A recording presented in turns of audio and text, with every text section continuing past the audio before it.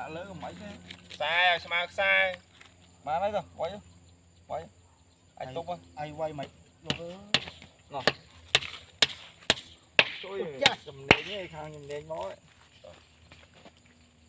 mưa sao sai mời tôi chưa được cố đó chưa mà đã giờ giờ tay cây nha cái cố mà quay sân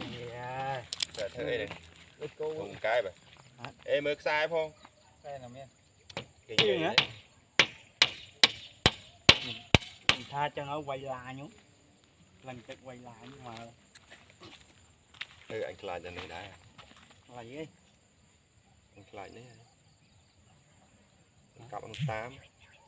thì anh qua móc bát bên giờ nắng thời quay anh ví dụ quay